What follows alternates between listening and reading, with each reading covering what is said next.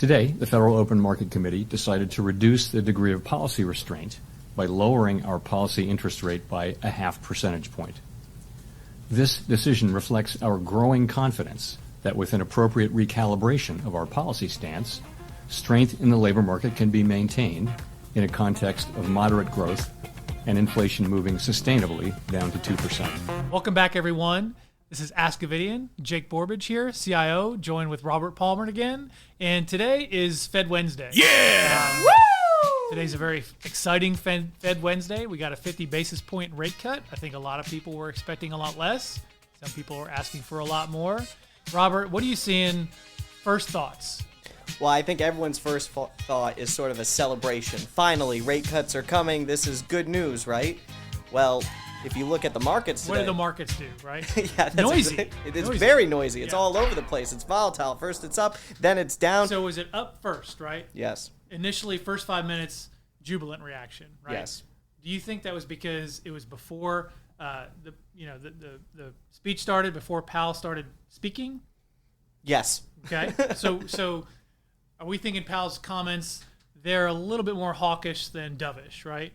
Yes. I cut rates because I needed to cut rates, as opposed to I cut rates because everything's so great and we just have all this room to work with. That's right. It seemed more like he was cutting with a forecast in mind. So normally, at least in my lifetime, whenever there was a Fed rate cut, it was a reaction to something negative that was happening.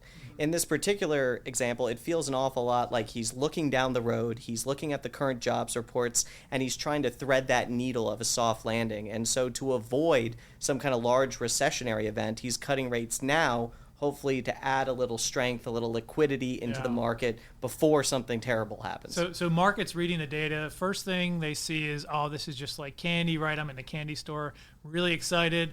And they start looking around and be like, oh, there's a lot of black licorice in here. I don't know if I really like this candy store anymore, right? So you see the market ramp up, and risk assets. I mean, we've talked about in the past our Fed rate cut playbook, right? You see, overall market was positive. Value stocks, small caps especially, ran, I think, several percentage points on the positive side, started to taper off. Fed starts making his comments. Powell starts making his comments and gets into the Q&A. Things get a little bit more rocky. Things start to level off and then kind of flatten. And then you get into some negative territory. And, we're doing the podcast. Can't check it again, but who knows where we're going to end up today, right? Yeah, no, I think that's fair. I also think that his comments were relatively positive when it came to the trajectory of things, when it came to the current state of affairs. And I felt like the market initially took that in and was like, heck yes. And then all of a sudden it was like a big thing of cold water was thrown out there. Yeah. And I'm just curious, 50 basis points. Cold plunge, right? Cold plunge. Taking that cold plunge. Well, when it comes to the rate cuts, what are you seeing is going to be something that's noteworthy that we should all be paying attention to? So I think it's worthwhile. So looking at what the market is doing, right? How it's digesting it.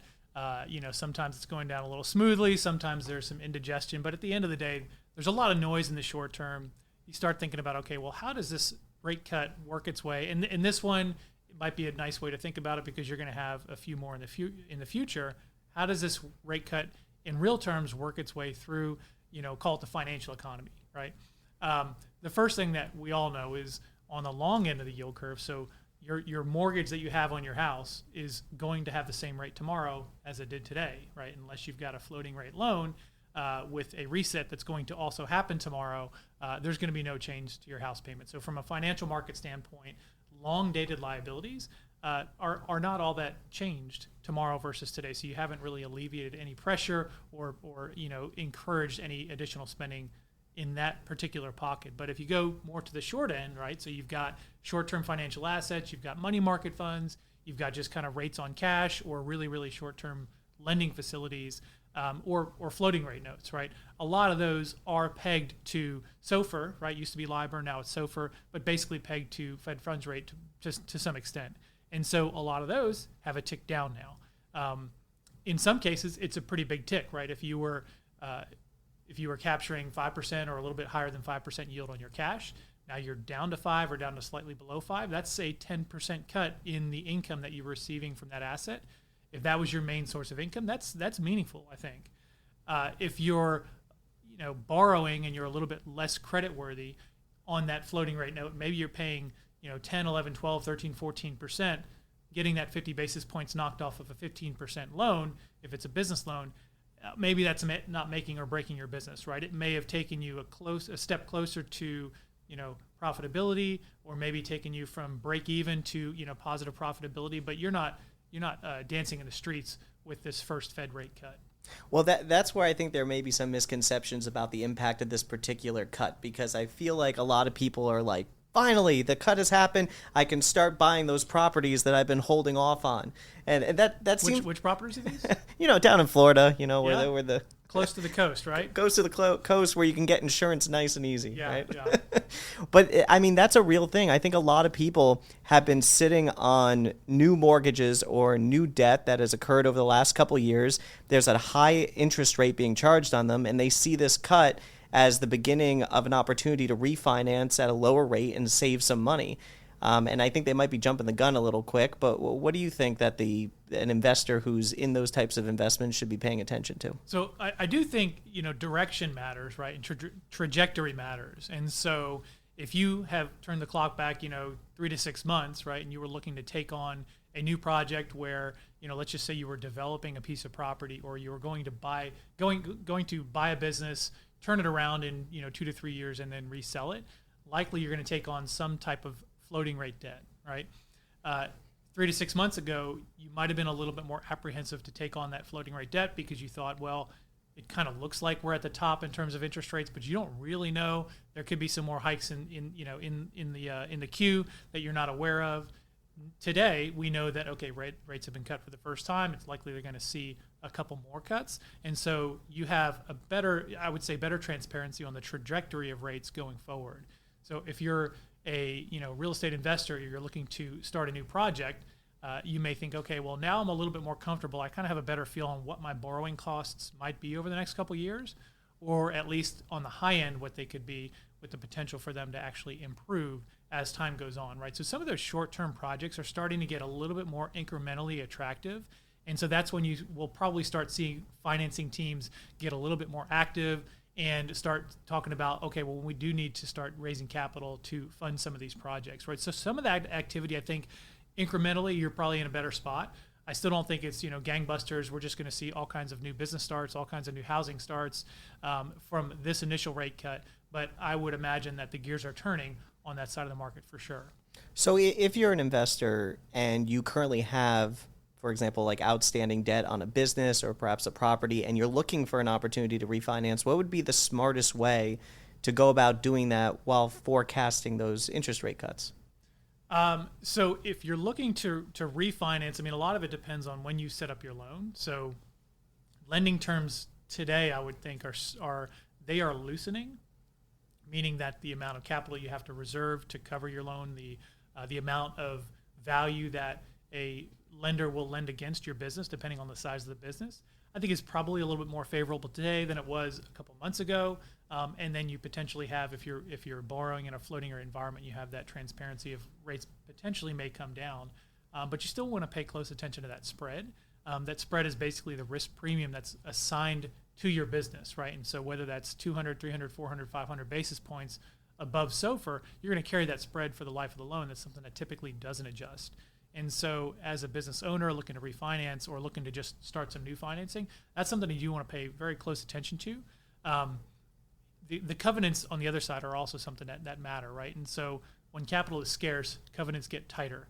When capital is more widely available, covenants get a little bit looser.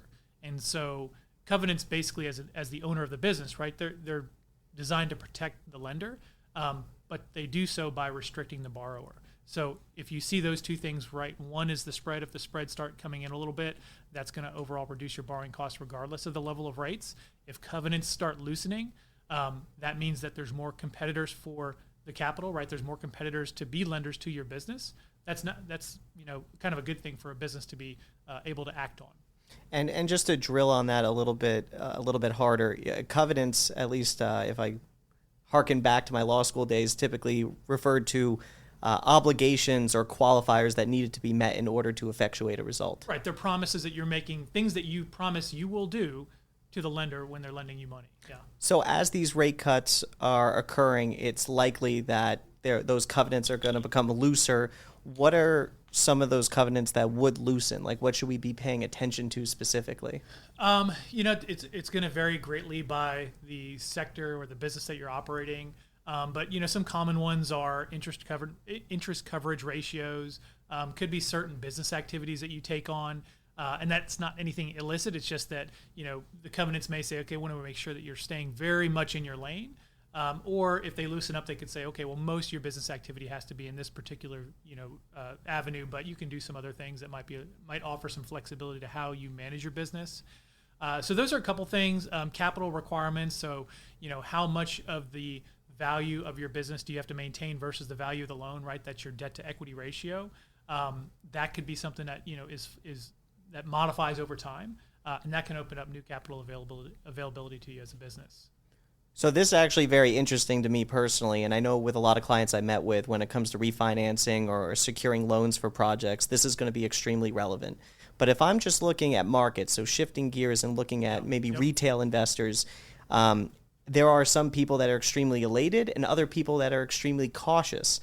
And I know from my feed, I keep getting these cautious messages about how this 50 basis point cut and where the volatility is in the S&P, it mirrors similar movement that occurred back in 07, and everyone's freaking out that the recession's right around the corner and we might be looking at another 08. What are you seeing? Do you think that's realistic, that we should be accounting for that? Or Well, so I'm not going to go out and make a prediction about a recession, right? Because then we'll never get this podcast on the air. That's fair. But if you look at what the market is giving us today, right? And one thing I think is very easy to read in terms of understanding what the market is thinking about in terms of the probability of a recession is just what credit markets are doing, right? Are spreads wide or are spreads tight?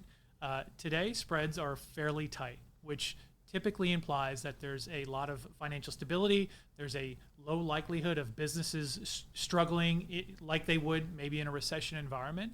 The fixed income markets are not pricing that in. Fixed income markets generally are pretty good at calling an economic cycle. And when you see spreads widen, that's typically an indication that bond investors do see some challenges ahead and they're asking for more in terms of borrowing, right? And you see those bonds sell off, as a result. If you just think about it, though, if you're the retail investor, I think the one probably most clear message you can read for this, if you didn't read the message, 3 months ago when we started to see these cuts priced into the market, the Fed is definitely telling you to read this message today, which is the return that you're going to get on your cash, or the return you get for not taking any risk, is coming down, right? It came down today. 2 weeks ago, 3 weeks ago, we were signaled that it was going to come down today. We weren't signaled by how much, but the Fed was pretty clear in saying there's going to be some cut on that cash rate. And they're also signaling that it's going to continue to come down. So why should we read that? Well, if we are investors and we've been holding a lot of cash because we like that 5.25% rate that we've been getting, and it's pretty uncommon to be able to get that without taking any risk. Well, that 5.25% rate is yesterday's news. It's gone. The new rate is now in that 4.75 to 5, right? Is that where we went to today? So that's definitely lower, but there's an indication that we might go even lower than that, possibly getting down to that 4% range by the end of the year or sometime early next year. So your return, again, without taking any risk, is definitely on the way down. And so investors that have been using that kind of as that safe haven, they're going to start looking for other ways to either generate more return or get the same level of return, but have to be comfortable with taking a little bit more risk, right? And so that's when you'll see people start to migrate out of cash into other higher returning assets. So would it be fair to say that there's sort of like an inverted correlation with, as the risk-free rate of return comes down, the appetite for risk kind of comes up? I think that's a good way to state it. Yeah, for sure, the need to take risk comes up, right? If we dial the clock back a few years, zero interest rate environment, you can hold cash, and you're basically saying, I'm going to hold cash, but my money, inflation adjusted, is going to lose value. Real returns were negative, nominal returns were zero. That your choice was that you're just very concerned. You have to be extremely risk averse to hold that cash, right? Whereas today, we still have positive real returns if you hold cash, right? So there is a positive inflation adjusted return to holding that cash today, assuming that our inflation stays at 2 and you keep collecting 4 3/4. That's still not a terrible return. But as those things start to get closer, where your nominal return is, closer to that inflation rate, well, then your real return is effectively zero. So you have to take risk. So you have to take risk to grow the purchasing power of your dollars, right? So if you care about a return above inflation, the ability to do that without risk, again, is shrinking. Well, another thing that comes up a lot when it comes to risk and a slashing interest rate environment, at least another thing that I see pop up all the time on social media, is the multiple that the S&P is trading at in terms of how forward earnings are being calculated. Wait, did you just say you're getting your financial news from social media? I think I'm getting my financial outrage from social media. TikToks? Your Snap tweets? I like to keep a beat on what people are freaking out about. Okay, sorry. Keep going. I So suppose Facebook is telling you that the S&P 500's PE is 20, 22? Is that what it's telling 22, something like that. Yeah. Okay. And so I suppose where I'm coming from is probably probably from a place where a lot of investors are coming from that don't have your background, which is that, everyone, even if they're long-term investors, they still feel somewhere deep in their soul they can time the market. And they find themselves waiting for the right opportunity. And right now, there's a lot of fear out there that we're trading really far into the future and that these rate cuts are actually going to have a lagging impact on the market, basically being pulled back down and then maybe potentially shooting back up. What would you say to the investor that's trying to time market volatility right now in this environment? Well, I think the best opportunity to buy the market, if you were trying to time it, would have been 5 years ago. Yeah, that's true. That's my advice, is to go back 5 years, buy the market, and then just hold it, right? No, so all kidding aside, timing the market, I think, is a skill that even the best professionals are at best passable, right? That they can win 50% of the time, lose 50% of the time, which at the end of the day, if you win 50%, lose 50%, you basically just get your benchmark back. So the reliability of a timing strategy is very low. And if you believe in the concept of diversification, of spreading your bets around, a market timing strategy, that's one bet, right? It's black or red, it's up or down, it's 1 or 0 for our binary folks out there. And so it's just one bet, right? So if you only have the ability to make one bet and you're wrong, then you kind of lose. And if you're right, well, maybe you win, right? So timing the market, definitely not a good long-term strategy. Definitely something that is extremely difficult, even for people with huge staffs and computers and mountains of data to sort through. Still struggle to do that reliably. I would advise against it. It's not something that I do with my own personal assets. That's fair. And hey, if we were looking at opportunities, maybe we should be more forward-thinking and look to scale in certain areas that might benefit from these rate cuts. Yeah. Do you see opportunities emerging now as you're looking forward? I do. And so what we've been doing, we talk about the rate cut playbook, right? Where do we think market tailwinds are going to show up as financial conditions ease, right? And let's get away from the, focusing on the Fed funds rate, because that's just one data point and it only affects, again, the very short end, the near-term borrowing. But if we just talk about financial conditions being easier and rather than harder or rather than tighter, businesses that under these tighter financial conditions were struggling to earn a profit are going to have an easier time doing that, all things equal, right? Now, if we go into a recession, don't think that we're necessarily going to do that.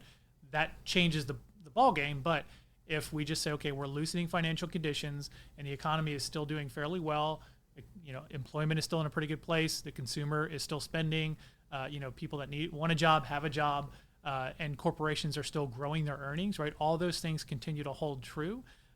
The companies that had kind of just been on the fringe of earning a profit, those are your value stocks, those are your small companies, they will receive a disproportionate amount of the tailwind from this rate cut, right? So that is probably where I'd expect to see the largest amount of the benefit. Companies that were, growing 200-300% per year in tight financial conditions, they didn't really need the rate cut. Now they may see a lagged tailwind, call a few quarters out, as these less profitable companies all of a sudden have profits and think about how do we spend those profits. Let's buy chips, right? Let's start working on that AI project that we've been putting off because we don't have the money to pay for it. So there might be some, kind of lagged circular effect there. But I think largely speaking, that's kind of where, I would tend to think that the tailwinds show up. Give you a lot to think about there. That is a lot to think about, yeah. So getting back into the financial planning, right? I want to get in the head of the individual that thinks they have to time the market. Mm-hmm. So typically, to me, when I talk to somebody like that, the reason why they think they have to time the market is because they think that they are worried about losing the money tomorrow. Okay, and to me, I like to recast that into an investments problem. Okay, well, why would I be worried about money that I have got invested in the stock market? Why would I be worried about losing some of that value tomorrow? And I think that's really a financial planning question, and it's an investment horizon question. Yes. So how do you take that kind of perspective of I need to time the market and turn it on its head into a financial planning proposal? So I think what you're hitting on is the important part, is that people will assume it may not be there tomorrow. And typically that comes down to spending. So, if you look at someone's financial plan and you determine that, hey, this is how much cash you have to outlay for the next 12 to 24 months before you have to start dipping into savings, the time horizon that you have to work with. So whether the market's up or down in a day or two, that shouldn't really matter too much to you because you have a 2-year time horizon at that point. And that's where financial planning comes into play from a risk management standpoint. It's understanding exactly what the hold time is and understanding exactly where the value proposition is of a particular investment within the portfolio. That's the other side of the coin, is that you don't get an investment just for the sake of having an investment. It has to meet some kind of role. It has to serve some kind of function within the portfolio to add to the risk-adjusted return. That's really what it's supposed to do from a financial planning standpoint. Okay. And I like to use the term trading versus investing, right? Yes. So to me, I think of trading as I'm participating in a game that is a zero-sum game, right? So if I think that I'm going to buy something and I'm going to buy it from you, hold it for a day, and then I'm going to sell it back to you, there's a winner and there's a loser, but nobody ultimately benefits, right? So to me, that's kind of a trading game. Whereas investing, you have a long-term perspective, and the odds are substantially stacked in your favor, right? If we look back at the last 20 years, or any 20-year period over the last 100 years, there's really no 20-year periods where you lose money by investing in equities. And so the longer you think about your investment horizon, the better your odds become. And that's when trading turns into investing, right? That short-term focus turns into that long-term focus, and you really truly become an investor at that point. Yeah, the time perspective is probably the most difficult conversation we have with clients, particularly younger clients that are looking to capitalize quickly. Yeah. So there's a reason why some of the richest people in the world put a caveat in the way that their trusts are to be invested for their spouses and for their kids, and it's literally just buying the S&P or some kind of broad index of some sort, because they know that if you take a long-term approach, that is going to yield positive results. But the short-term approach, as you start shrinking down the window of time that you're working with, it becomes less and less predictable. And I think that's where people get into that trading game. Okay. Now, I know the U.S. market is just recently closed. Over in Asia, markets are going to open up in just a few minutes, right? So let's kind of take our focus away from the U.S. a little bit. Let's talk about how today's cut might impact some of the markets outside of the U.S., right? So if you look at, currencies, the U.S. dollar has been fairly strong, right? High interest rates tend to create demand for our currency. So we've had a strong dollar for a little while. Especially in the face of devaluing currencies abroad. Exactly. And so, if we look at our partners in Japan, right, they've had a zero interest rate policy in place, which we used to have a zero interest rate policy as well. That's not great for the strength of your currency, but it might draw investment into your local businesses because, inflation's not a big issue and labor costs might be coming down. They had negative for a little while, didn't they, over in Japan? Yeah, something was negative there. I don't remember what it was. They were trying to get I heard people sushi was just flying out the door. I mean, it's the cheapest sushi you could ever buy. Is that what that unwinding yen trade was about? Or yeah, that was about sushi. It was all about sushi. No. You just unwind your sushi roll, right? And it's what's inside? It's just rice. I don't get it. It's just assets. That's what that is. No, so let's use the yen trade as an example, right? Yes. So now we have a situation where the rate on U.S. dollars is coming down. The rate on the yen is stable today, but likely it may increase, a small amount in the future, right? That's kind of, inflation's becoming a problem there. The only way to really control inflation is to reduce the supply of money or to increase the borrowing rate. And so you potentially have a little bit of a convergence. Now, the typical carry trade, I don't think is USD or is yen to USD. I think it's yen to maybe some other foreign currencies. So maybe that doesn't necessarily get impacted. But one thing I think is worth mentioning too is if we look at outside of the developed economies, right? If we go to emerging markets. So emerging markets, you typically think about kind of the Wild West of investing, political instability, Businesses are less well developed, right? Labor might be less reliable. All those things working together just create additional risk. And so corporations outside the U.S. in these developed economies, they need access to capital too. So a lot of times they borrow in dollars. Now, that's something that we'll probably see some of that impact overnight, right? Those markets are closed now. They're going to start trading, in a few hours. The liabilities of those companies, right? If they're denominated in dollars, they're getting cheaper to borrow, especially if you have liabilities that are about to be refinanced. And so that's something that's definitely worth considering. Now, some of those currencies are pegged, some are not. But if you're borrowing terms, just like they are for small businesses in the U.S., if your borrowing terms outside the U.S. are still in dollars and your borrowing costs are going down, that can actually be a situation where you have tailwinds, not just within the U.S., right, but a little bit more globally. You're seeing borrowing rates come down in other developed countries as well. So Europe is reducing their rates. They've been reducing for longer than we have. The UK is reducing their rates as well. So you're seeing that happen in a lot of places. Japan is one of the outliers. And so that's a very interesting dynamic that we're going to continue to watch going forward. But Robert, any thoughts on that? Well, I actually have a few questions, or one big one, and that is, whenever I've seen rates start coming down in other countries, I haven't really seen much in the way of positive market movement, at least not when it comes to the broader indexes. And I'm kind of curious, with the U.S. currency being the primary backer of international trade and the International Monetary Fund, and the way that other countries rely on U.S. debt, do you foresee there being more of a global impact to U.S. rates coming down as opposed to some of these other countries that have been decreasing over the last 12 to 24 months? Well, yeah, I mean, the dollar is definitely something that has a larger impact than, say, a discount or a change in rate on the euro, just because the amount of trade that happens in USD.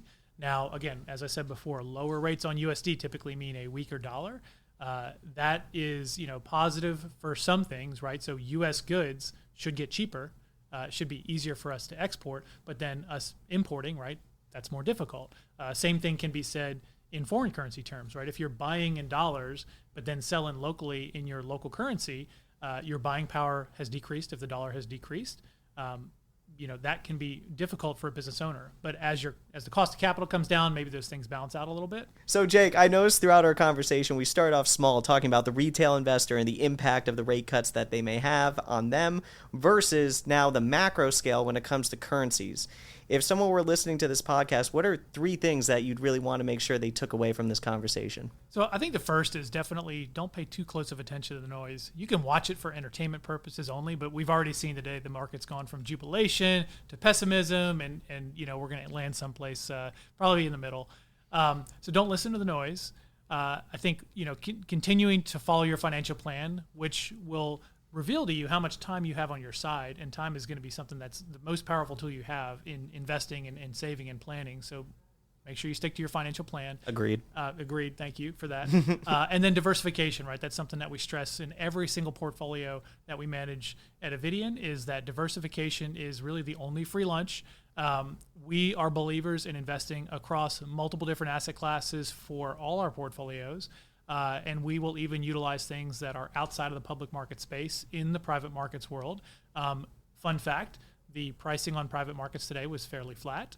And so low volatility, limited response to public news stories in real time is one of the diversifying characteristics of private markets, although the returns opportunity is pretty good as well. So again, bringing it back, don't listen to the noise, follow your financial plan, and be diversified. Well, Jake, thank you so much for the conversation today. I know I'm going to be walking away learning a lot after this.